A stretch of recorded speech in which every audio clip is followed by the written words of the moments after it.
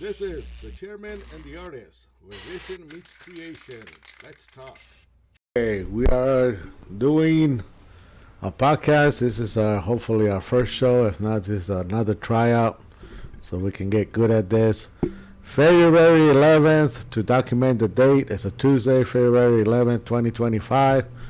My name is Rafael. This is Vaca, and I'm the chairman, and this is the artist. Our podcast is called The Chairman and the Artist. And we're going to talk a little bit about we're going to kind of, I guess, interview each other. What the fuck are we doing? Or what are we going to do? That's it?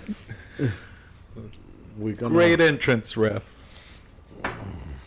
Yeah, we're just going to kick ass talking about ink and graffiti and the history of tattoos. I'm a tattoo artist. I also make tattoo chairs. That's why I'm kind of switching my title from tattoo artist to chairman. But I've been tattooing for 30 years in the industry. I tattoo out of Reno, Nevada. My website is stingraytattoo.net. And, we'll be able to talk about a little bit about my history throughout the podcast. Vaca, now he can kind of tell you about himself a little bit. I'm Vaca. I do artwork. I do paintings. And I have a store called GraffitiCityNV.com. So if you want to check it out, with a lot of help from Raphael, we were able to make it possible, finally. But yeah, Ref, what do you think? Well, we're learning how to make a podcast. So if you guys see this podcast, we're trying to learn how to fucking be friendly with a computer or talk to a camera. If we look a little bit stiff, it's because we are. But we're going to try and loosen up and make it look like it's comfortable around here. But it's fucking cold as fuck outside out here in Reno, Nevada. The weather looks beautiful, but it's fucking cold. So we decided to get in here and learn how to keep making a podcast. We just registered today with Spotify and also to catch up on Google Ads. We're getting better at that shit. So we're trying to figure out some shit. And every day I've been watching these videos. I pretty much live on YouTube nowadays. That is fucking crazy, homie, how my life has turned into a YouTube live. And I used to hate you motherfuckers when I used to walk by and I see you guys YouTube and like, get you fucking get to work? Can you guys do something? And now I'm fucking entertained by YouTube. I see all my documentaries on YouTube. And I get all my education through YouTube. Fucking YouTube. But that's how it is. YouTube. Yeah, Raph used to crack the whip. No, I'm just kidding. No, it's just to be trippy. It's switching from normal everyday marketing and this and that. And then, YouTube is a useful tool if you use it wisely and you use it to produce and learn content and learn how to manipulate it for the good things, or it can be a fucking big waste of time. I used to see you working out with your towel. Like I used to work out, watching workout videos, and you would have a towel. Like, what the fuck is a towel for? I'm working out. You're watching videos, bro. You're not even working out. Yeah, but you can start sweating. So I got my little towel in case I start sweating watching this video. I had to feel like I was in the video,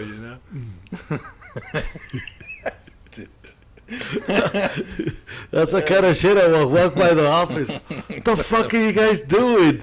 Then we just watch all these different crazy videos. But nowadays, if you're not doing your shit on YouTube, or it's either YouTube or Google. Google does your fucking verification, and YouTube does all your fucking entertainment. Yeah.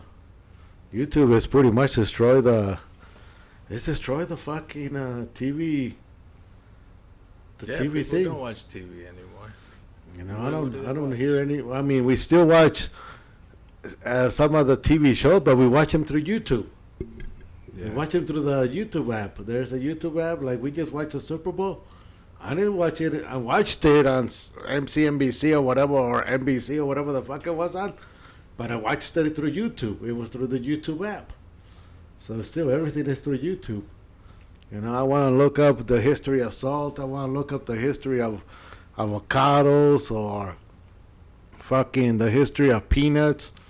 Just go on the rabbit holes on YouTube, and you know, by the time you know, you're a fucking peanut expert.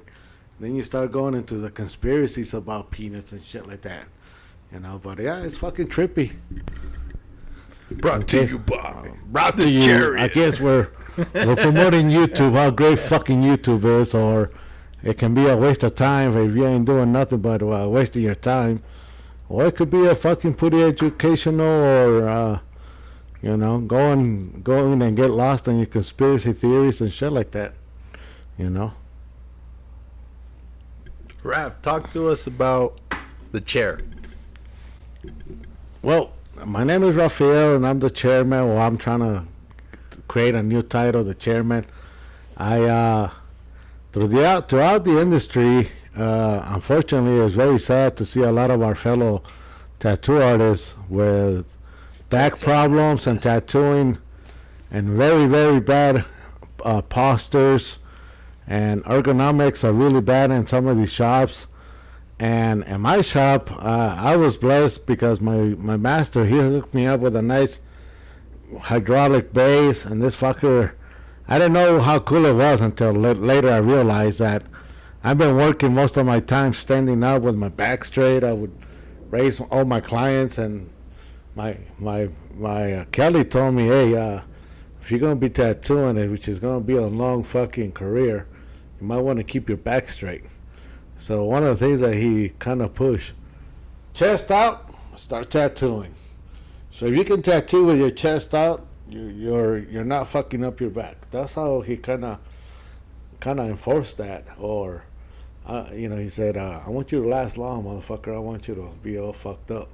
So try and keep your back straight and bring your client up. You know, there's a reason I invested in that fucking hydraulic chair for you. So yeah, it was pretty cool that we still got it.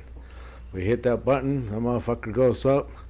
Now I can, you know, my back muscles hurt. Yeah, I'm not gonna, but it's not the fucking pain that is bones. What kind of chair was it? It was a It was a barber chair, or it was actually, we can say, I think mine used to be a dentist chair, and the top was a dentist top, and then cut it off.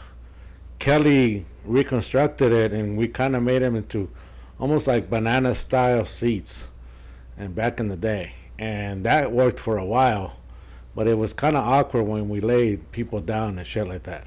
But yeah, back in the day, the hydraulic chairs would go hella high, the ones we had, Yeah. and they were telescopics, and they were hella heavy, and they still are. They're metal. The name is Ritter, and they.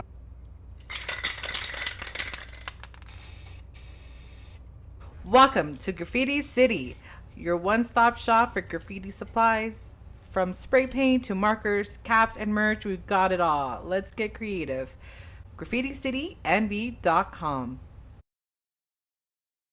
They make barber chairs and dentist chairs, and both the dentist and the barber chairs are pretty much the same thing, or the base concept is relatively the same style, the same thing, until in the 70s they switched a lot.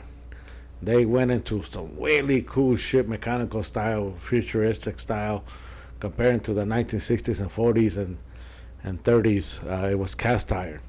Big heavy. And so we have some cast irons. I actually have one. You have one of the more modern ones over here. So, we were hunting for these motherfucking chairs. We would hunt for them, or sometimes we would look for them on the ads on Craigslist. no Craigslist. Oh no. No. Actually, the good thing that I hooked up with a homie that used to worked on worked actually on dentist chairs and barber chairs and shit like that, but mainly dentist chairs. So he hooked it up. We became friends, and when he would run into chairs that he didn't want to deal with it, but he knew the base was good for what I wanted to do. Yeah. He would ask me, "Hey, you want to come get this chair?" And I say, "Yeah." And then I come and help him. And then after I bust my ass, he goes, "Hey, you want it?" And I say, "Yeah." "Good. Give me 150, you motherfucker." You know, well, you already helped me lift it into your, and then we lifted into my fucking vehicle. And then, yeah, I ended up with a lot of chairs through homie, you know, so, and some of them I would keep on just for parts. Some of them I would use them, you know, if they were working or if they were really good. Actually, we still got a lot of them. A lot of them actually went to Mexico. Some of them went to Salt Lake. You know, I actually drove one time 3 or 4 motherfuckers all the way to the border to hand over to my brother for him to use in Mexico. Your brother Yeah. tattoos in Mexico. Yeah, he tattoos over there. My brother, shout out to my Indio brother. Indio is my brother. But anyway, so, and also when Indio left, he took his tattoo chair. He actually, you know, that's one of the things. Once we had those chairs, it was like mine, and you know, it became our possession. We Yeah, still, you can't let go. Of you the still chair. got them. So, I got tired. I got tired of fucking looking for parts. I got tired, and then when fucking Craigslist came out, it really threw a wrench. Now you couldn't find, and it really all suddenly all the chairs that were hiding here and there were exposed, and there was a lot of buying outs and this and that. And but at the same time, I used that son of a bitch. One time, me and you, we went on a fucking let's go get some. We went all the way to San Francisco, and came back. I think was it with 4 or 5 of them. Yeah. And I found Truck them all to full, Craigslist, and we took off and picked up some in Sacramento, some in Redding, and then we drove all the way to San Francisco, right before the San Francisco Bay Area or something like that. Yeah. I can't remember, but we picked up 5 fucking chairs and came back. 3 of them were okay, and the other ones were used for parts and shit like that. You know, in my backyard, I had at one point up to 16 fucking chairs, frames, and everything. You know, so yeah, you know, and Kelly always told me, hey, you know, make sure you have chairs for your artists, make sure you have something working. If you have a working chair, you have a station. If you have a station, you have money coming in. Yeah. You know, but yeah, that's how I started with the chairs. You know, and I always maintained the chairs for you guys. You know, I don't think you guys ever had to do a lot of work. Oh, it's like here, my chair is not working, or my chair is happening, and here comes Mechanical Ref. It was weird, huh? That's just a little history on the chairs, on what we used to do to get. You know, they don't get mad at us. But yeah, these television shows, they really boosted them, and next thing you know, everybody's using those chairs. They're okay, but when it comes to the fucking pump, it sucks. When it comes to pushing people up or getting them to function properly, they suck. And I can say that. I don't give a fuck. You know, if anybody wants to argue against me, they can. I don't care. But Why? Why do they suck, Raph? well, because they fucking still force the client or the artist to work with hunched over.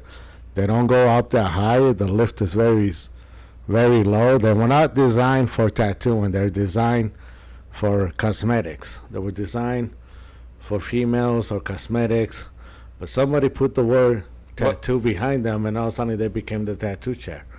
You know, I've been around the industry to understand that, you know, there's not too many people really designing tattoo chairs for tattooing. All our shit we borrow. We borrow the massage table. We borrow the fucking beauty salon table. That's what those pumped chairs are, or the Tatso. Most of those. You got the Galaxy one. It was also designed for beauty. A lot of these beauty, we're using beauty supply stuff in our industry. We're using massage table stuff in our industry. We're using dentist stuff in our industry. That's the old schoolers. And then we were also using barber chair stuff in our industry, you know. I decided to build a tattoo chair that was in mind for the tattoo artist. That's what I did, you know, so we don't have to borrow from other industries. But I still borrow a lot of the technologies and ideas from these other industries. So it wasn't like, oh, it was all fucking Brainiac, Raph, you know. No, it's still a borrow situation, and this and that, and make something unique for us, you know. That's what I did. What's so unique about it, Raph? Well, unique, it goes higher than the other competition. It's got wheels so you can move it around and travel easier. It's got a tilt that allows the client to recline, and it helps the client to relax so the fucking artist can get to work, and the client can just sit comfortable and do his FaceTime, Google, whatever the fuck he needs to do. And then I now make the wide padding, and you know, it's designed for tattooing. It's designed to attack any part of the body, you know. It's not just designed like other chairs are designed to attack just the mouth, the face, you know. Those are cosmetic beauty products, or the dental hair, yeah. But this is designed so you can tattoo an ankle, you can tattoo a thigh, you can tattoo the rib cage, you can tattoo somebody's head, neck, or whatever, and still do all those positions in a comfortable situation, you know. And I was with you when you created the armrest. Can you tell us? well, I created a crazy armrest. I remember Mr. Python, and that was a cool ass fucking thing, but it became very expensive. Yeah. And fuck, I wish I would have known. And then we simplified it, and then we created an armrest. And this armrest can go on the chair. It can go in 6 different areas of the chairs. The unique part about it is it attaches to the chair, so you got nothing to step on or have to hold on to. Most of us, we have to put our armrest and put our foot on it to keep it steady or whatever. And so this is going to give you a lot of freedom on your feet, and then you just work on the client, and the armrest is pretty sturdy. You use it, you know, and shit like that. Yeah, you said that it goes on 3 different.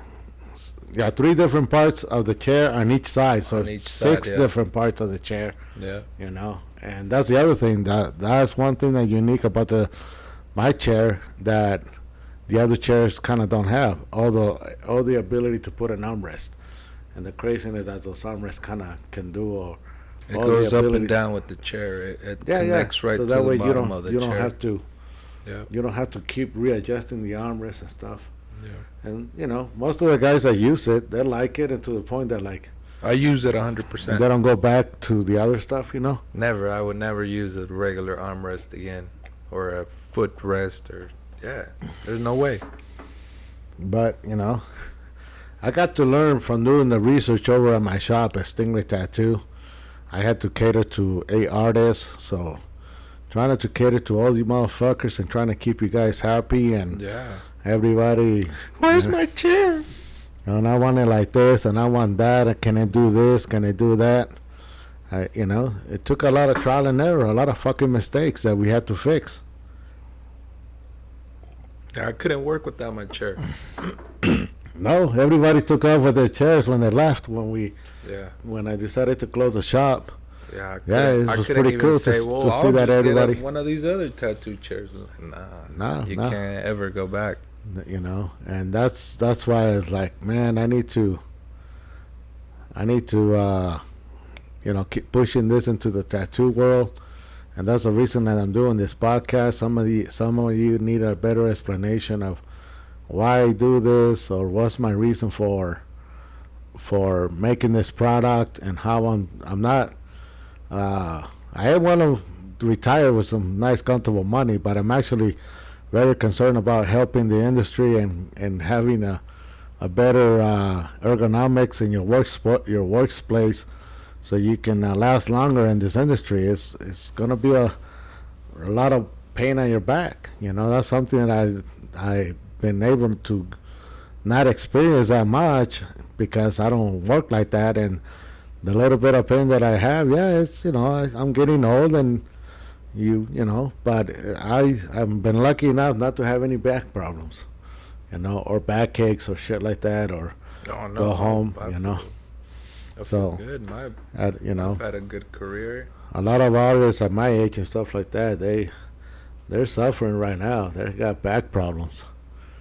But yeah, that's what we've been doing with the tattoo chair and stuff like that. And I also make the tattoo trays. And so I have an online store. People can go on there and purchase stuff, or they can check out the reviews. The And tattoo trays, he's trying to say it like it's no big deal, but the tattoo tray is a actual tattoo station that you use. It's not attached to the wall or a toolbox or anything. It's a tattoo station that you are able to adjust up and down and have all your little stuff away from all the other stuff. Yeah, that's stable and yeah, and I thought maybe we can keep stretching to different events. But yeah, yeah. well, we're gonna have to do a full podcast on just talking about all the benefits of the cool things that the tattoo tray does. I'll bring one over here so we can record and show all the accessories and how I recommend people to use it. What's the best way to wrap it up? Try not to use alcohol so people don't end up Burning the messing up the paint job or messing up the powder coating. But other than that, and that's what we're gonna do through this podcast. I'm gonna cover the chair. I'm gonna cover the tattoo taboret or the tattoo trays, or they call them stations, trays, taborets. We like to use the word taboret. And then we're gonna cover the armrest, and we're right now working on making tattoo chairs for the barber industry. I mean tattoo chairs, barber chairs for the barber industry. So we're gonna make we're working on pushing this in the barber industry and getting them using my hydraulic systems on their chairs instead of their pump. A lot of their industry also went into the pump thing and they can't lift those chairs. Yeah, it's weird, but back in the day, the barbers had some cool ass hydraulic technology that was available. Yeah. But it seems like they died out and they went into those pumps, or maybe a lot of the stuff is made in other countries and they're all using that pump shit. The chair looks cool, but the pump is shit. Yeah, the pump is shit, and so I'm trying to introduce my hydraulic system into their industry, and that's this podcast and all this stuff. That's what we're gonna do. We're gonna talk and push it, and so that's why we're called the chairman and the artist. We're gonna talk about your graffiti art and your murals, and and the passion for art and what you've been doing and all that stuff. But yeah, what else are we gonna do? If any barbers need some artwork in their shop, any murals, we could hook them up too. Yeah. But yeah, I should finish this one. We should call it a day right now. Wrap it up. We're gonna wrap it up. This episode is sponsored by Stingray Tattoo Supply. Take your shop to the next level with our premium hydraulic barber chairs built for comfort, durability, and smooth performance. Perfect for barbers and tattoo artists who demand the best. Sleek, sturdy, professional. Get yours today at stingraytattoo.net.